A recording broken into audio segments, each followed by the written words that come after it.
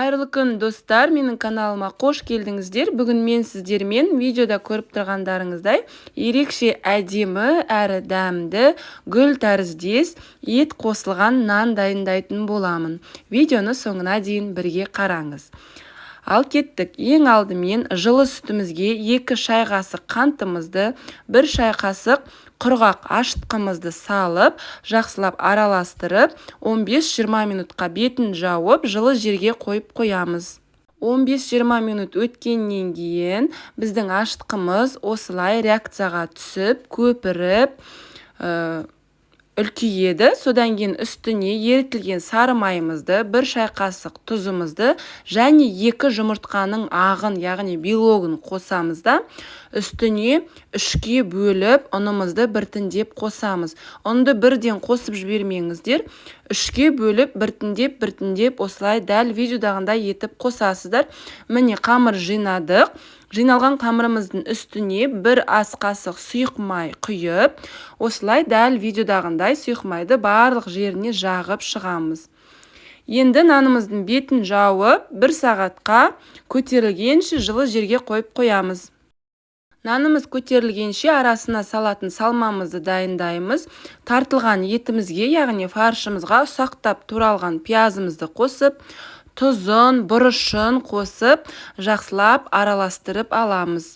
Менде еттің фаршы сиыр етінікі. Сіздер қойдікінен де, тауықтікінен де жасасаңыздар болады. Міне біздің 1 сағат өткеннен кейін нанымыз өте әдемі болып көтерілді. Енді нанымызды қоятын столымыздың үстіне кішкене осылай сұйық майымызды құйып, барлық жеріне жағып аламыз. Нанымызды теңде 2 бөлікке бөліп аламыз. Нанымызды осылай басып, дөңгелетіп, үстін орамалмен жауып қоямыз 15-20 минутқа. 15-20 минут өткеннен кейін нандарыңыз көтеріліп, әдемі болып тұрады. Содан кейін нанымыздың бірінші бөлігін 1 сантиметрдей етіп, осылай жайып аламыз, дөңгелек қылдырып. Видеода көріп тұрғандарыңыздай. Қолдарыңызбен де жайып шықсаңыздар болады, не болмаса оқтаумен де жайып шықсаңыздар болады. Ешқандай ұн қоспаймыз, сол майдың үстіне нанның өзін ғана жаямыз. Енді міне видеода көріп тұрғандарыңыздай, ортасына жаңағы салмамыздың 1 бөлігін саламыз да, шеттеріне дөңгелете отырып, осылай тағы да қойып шығамыз. Қойып шықтық, міне. Енді ортасын осылай кішкене үстінен басып, жан-жағына жаямыз.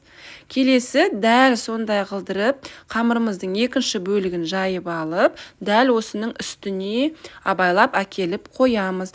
Міне шеттерін барлығын жақсылап бекітіп шығамыз.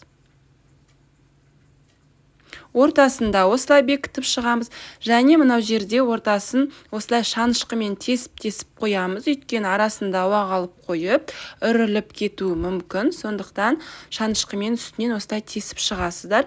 Енді шеттерін дәл видеодағындай етіп, осылай кесіп шығамыз.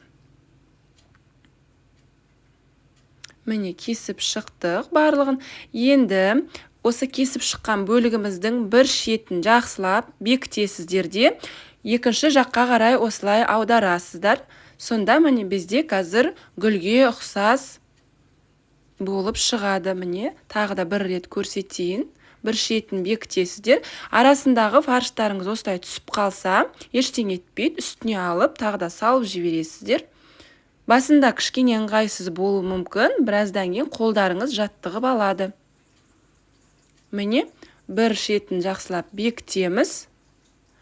Және келесі жаққа қарай 2-ші бөлігін аударамыз. Ұштарын осылай әдемілеп, үшкірлеу етіп, біріктіріп, созып қоясыздар. Енді осының үстіне 1 жұмыртқаның сарысына 1-1,5 қасықтай сүт қосып, араластырып, жақсылап осы нанымыздың бетіне жағып шығасыздар. Міндетті түрде жағыңыздар. Сонда сіздердің нандарыңыз піскенде қып-қызыл әрі жұмсақ болып шығады. Енді осы кезде үстіне орта кезіне кунжут себесіздер де, бетін жауып 15-20 минутқа қалдырасыздар. 15-20 минут нандарыңыз демалып тұрғаннан кейін алдын ала қызып тұрған 200 градустағы пеште 30-35 минут осылай қызарғанша нандарыңызды пісіріп аласыздар. Өте керемет дәмді болып шығады, әрі өте әдемі, ерекше.